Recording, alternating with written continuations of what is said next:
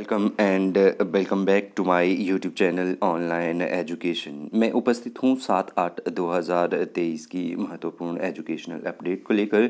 Video में बात करेंगे Himachal Pradesh university, Sardar Patel university first year का जो रिज़ल्ट आउट की न्यूज़ आ रही है, क्या वो सच है या फेक है, तो आपको बताना चाहूँगा। अभी कुछ वेबसाइट्स पर और कुछ जो चैनल्स हैं उन पर ये न्यूज़ आ रही है कि हिमाचल प्रदेश यूनिवर्सिटी और सरदार पटेल यूनिवर्सिटी का फर्स्ट ईयर का रिज़ल्ट आउट हो गया है। तो मैं आपको सच्चाई बता दूं, अभी तक ऐसा कुछ भी नहीं है। कोई भी इस प्रकार का रिज़ल्ट आउट नहीं हुआ है, चाहे वो सरदार पटेल हो, चाहे वो हिमाचल प्रदेश यूनिवर्सिटी हो। BA, BSc, BCom first year का रिज़ल्ट यहाँ जल्द ही जारी होगा, पर अभी जो प्रोसेस है, कंपाइलिंग का प्रोसेस चला है, तो ये रिज़ल्ट आउट होने की संभावना अगस्त लास्ट वीक में है और वहाँ भी ये संभावना है। तो ये जानकारी आपको मेरे चैनल पर मिल जाएगी। जैसे ही रिज़ल्ट आउट होगा, आप परेशान ना हो और अपना पढ़ाई में मन लगा कर रखें। इसके अलावा बात करते हैं ME, MCOM, MSc, net set की तैयारी आप कैसे करें और सिलेबस कैसे करें। बहुत सारे विद्यार्थी अब ग्रेजुएशन के बाद MA, MSc, MCOM कर रहे हैं, तो उनका लक्ष्य अब नेशनल एलिजिबिलिटी टेस्ट और स्टेट एलिजिबिलिटी टेस्ट होना चाहिए, क्योंकि जितना जल्दी उनके पास MA, MSc, MCOM के दौरान अगर उनके पास नेशनल एलिजिबिलिटी टेस्ट हो जाता है तो उनकी रोज़गार की संभावनाएँ और अधिक बढ़ जाती है। तो इस पर मैं बात करूँगा कंप्लीट तौर पर। इसके अलावा बात करते हैं हिमाचल प्रदेश टेक्निकल यूनिवर्सिटी और रीजनल सेंटर काउंसलिंग। तो Himachal Pradesh regional centre counselling जो हो रही है 7, 8 और 9, आज जो है कुछ एक सब्जेक्ट्स की काउंसलिंग है रीजनल सेंटर धर्मशाला में, और कुछ की जो है 9, 10, 11 को है। तो आप आज जाएं और ऑफलाइन जो है अटेंड करें काउंसलिंग को। HPU रिजल्ट, HPPSC रिजल्ट, इस पर मैंने अपडेट बता दिया। सरदार पटेल यूनिवर्सिटी में अभी PG के जो काउंसलिंग का एडमिशन फॉर्म है वो भरे जा रहे हैं। तो सबसे पहले बात करते हैं, सबसे जो प्रमुख जो टॉपिक है आज का हमारा, कि UGC नेट की अगर आप पेपर की तैयारी करें तो किस प्रकार आप तैयारी करें। तो आपको बताना चाहूँगा, जो UGC नेट अर्थात यूनिवर्सिटी ग्रांट कमीशन के द्वारा UGC नेट जो पेपर है वो करवाया जाता है, संपूर्ण भारत में करवाया जाता है, और जो एजेंसी इसको एग्जीक्यूट करती है उस एजेंसी का नाम है NTA, नेशनल टेस्टिंग एजेंसी द्वारा कंप्यूटर बेस्ड टेस्ट जो है भारत के विभिन्न शहरों में, हिमाचल में भी जो मेन ज़िले हैं वहाँ पर कंप्यूटर बेस्ड ये टेस्ट होता है। कंप्यूटर बेस्ड टेस्ट का अर्थ क्या है कि आपको कंप्यूटर पर जाकर जो आपको जो है निर्धारित दिन और निर्धारित समय पर, जिस दिन आपका ये टेस्ट है उस दिन जाकर आपको जो है वहाँ पर कंप्यूटर पर बैठकर ये टेस्ट देना है और उसके बाद रिजल्ट आता है। सबसे पहले मैं आपको ये बताना चाहूँगा कि UGC net, university grant commission net कौन कौन दे सकते हैं। जो विद्यार्थी अभी MA में अपीयर हुए हैं या MA कर चुके हैं, जो विद्यार्थी अभी MSc में अपीयर हुए हैं या MSc कर चुके हैं, जो विद्यार्थी अभी MCOM में अपीयर हुए हैं या MCOM कर चुके हैं। इसके अलावा जो अन्य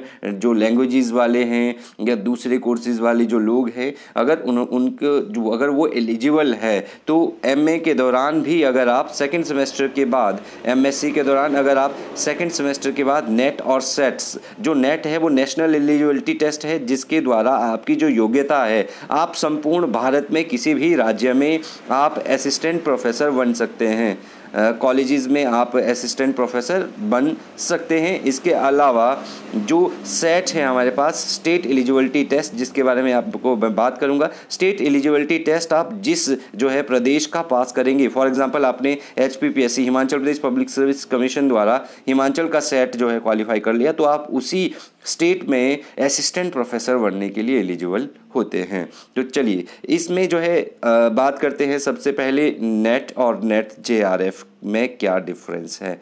नेट से ही आप जूनियर रिसर्च फेलोशिप प्राप्त कर सकते हैं। नेट में जो है JRF के लिए कैटेगरी वाइज कुछ एक सीट अलॉट की जाती है, अर्थात नेट में जो टॉप 10% जो लोग होते हैं कैटेगरी वाइज, उनमें से ही JRF कंसीडर किया जाता है, जूनियर रिसर्च फेलोशिप। इसके लिए कोई अलग से पेपर नहीं देना पड़ता है JRF के लिए। जो आपने नेट दिया होता है उसकी मेरिट के बेस पर ही जूनियर रिसर्च फेलोशिप दी जाती है। 40,000 पर मंथ, 5 साल के लिए, जब आपका एडमिशन जो है पीएचडी में हो जाता है। यदि आपका एमए कंप्लीट है तो जब डायरेक्ट जेआरएफ बेसिस पर सीट्स निकलती है तो आप एडमिशन उसमें ले सकते हैं। यदि अभी आप एमए थर्ड सेमेस्टर में है, फोर्थ में है और आपने जेआरएफ क्वालिफाई कर लिया है तो जब आपकी तो जब आपकी पीजी कंप्लीट हो जाएगी तो पीजी कंप्लीट होने के बाद आप डायरेक्ट जहां भी जेआरएफ की सीटें निकलेगी ऑल ओवर इंडिया वहां आप अप्लाई कर सकते हैं। अगर उधर एडमिशन हो जाता है तो आपका पीएचडी में 5 साल तक के लिए आपको स्कॉलरशिप मिल सकती है और जेआरएफ को बाद में एसआरएफ जो है सीनियर रिसर्च फेलोशिप में भी इसको कन्वर्ट किया जाता है। तो बात करते हैं इसके सिलेबस। तो यूजीसी जो नेट और सेट है दोनों में ही 2 पेपर होते हैं, अर्थात इसमें 2 पेपर कंडक्ट करवाए जाते हैं एक ही दिन के अंदर और पहले और दूसरे पेपर के अंदर जो है गैप दिया जाता है थोड़ा सा, पर वर्तमान समय में वो गैप भी नहीं मिलता है। तो पहला जो पेपर होता है इसको कहते हैं जनरल एप्टीट्यूड का पेपर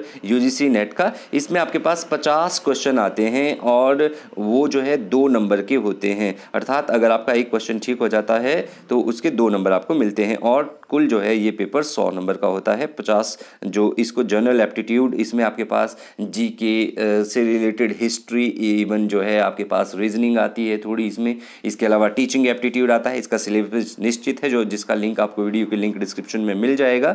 इसमें कोई नेगेटिव मार्किंग नहीं होती, ये आप ध्यान रख लें। नेगेटिव मार्किंग का प्रावधान अभी यूजीसी नेट और जेआरएफ में नहीं है। इसके अलावा यूजीसी नेट जो पेपर सेकंड है इसमें आपको सब्जेक्ट से, जैसे मान लो आप एमए पॉलिटिकल साइंस कर रहे हैं तो एमए पॉलिटिकल साइंस से आपको 100 क्वेश्चन पूछे जाएंगे। उसका सिलेबस बना हुआ है, सिलेबस का आप पीडीएफ देखिए कि सिलेबस में क्या क्या है। तो 100 क्वेश्चन मीन्स 200 नंबर का ये होता है। तो कुल ये जो टोटल होता है, तो अगर आप जो है एमकॉम कर रहे हैं, इसके अलावा एमएससी के जो छात्र हैं उनके लिए सीएसआईआर नेट होता है। सीएसआईआर नेट का पैटर्न थोड़ा सा अलग रहता है इसके मुकाबले में, तो उसके ऊपर मैं कभी अलग बात करूंगा एमएससी वालों के लिए। तो टोटल जो क्वेश्चन आते हैं आपके पास 150 और नंबर जो होते हैं इनके 2 होते हैं और 300। तो दोनों पेपर की कंबाइंड मेरिट बनती है। दोनों पेपर की कंबाइंड मेरिट के बाद जनरल एससी और एसटी में सीटें जो डिवाइड की जाती है, अर्थात कितने लोगों का नेट होगा वो जो है डिवाइड किया होता है कि इतना जनरल कैटेगरी से इतने नेट निकलेंगे, इतने जो है कैटेगरी वाइज जो है सभी कैटेगरी से ये इस तरीके से निकाले जाते हैं। इसके अलावा अगर आप बात करें तो 3 घंटे का ये पेपर होता है। कंप्यूटर बेस्ड टेस्ट होगा यदि आप एनटीए जो करवाती है, और इसमें जो है पेपर 1 और पेपर 2 होगा जो मैंने आपको बता दिया। और पेपर 1 और 2 ये दोनों मीडियम में होते हैं, हिंदी मीडियम में भी और इंग्लिश मीडियम में ही। आपको जब आप फॉर्म फिल करते हैं इसके तो उस समय आपको ये ऑप्शन दिया जाता है, ठीक है। तो कुछ पेपर 1 में कुछ इस तरीके से क्वेश्चन होते हैं। टीचिंग एप्टीट्यूड के आपको जो है 5 क्वेश्चन आते हैं 10 नंबर के। रिसर्च एप्टीट्यूड के 5 क्वेश्चन आते हैं 10 नंबर के। इसके अलावा रीडिंग कॉम्प्रीहेंशंस आपको 5 क्वेश्चन आते हैं 10 नंबर के। कम्युनिकेशंस 5 क्वेश्चन 10 नंबर के। रीजनिंग इंक्लूडिंग मैथ 5 क्वेश्चन आते हैं पेपर 1 में। लॉजिकल रीजनिंग 5 क्वेश्चन आते हैं 10 नंबर के। डेटा इंटरप्रिटेशन 5 क्वेश्चन आते हैं 10 नंबर के। इंफॉर्मेशन टेक्नोलॉजी ये जो है 5 क्वेश्चन आते हैं 10 नंबर के। पीपल और एनवायरनमेंट 5 नंबर आते हैं 5 क्वेश्चन आते हैं 10 नंबर के। इसके अलावा higher education governance and polity ये टोटल जो है 5 क्वेश्चन आते हैं 10 नंबर के लिए। तो इस तरीके से 50 क्वेश्चन बनते हैं और कुल अंक 100 बनते हैं और 300 अंकों में से ही ये पैटर्न डिसाइड किया जाता है। बात करते हैं एचपी सेट की।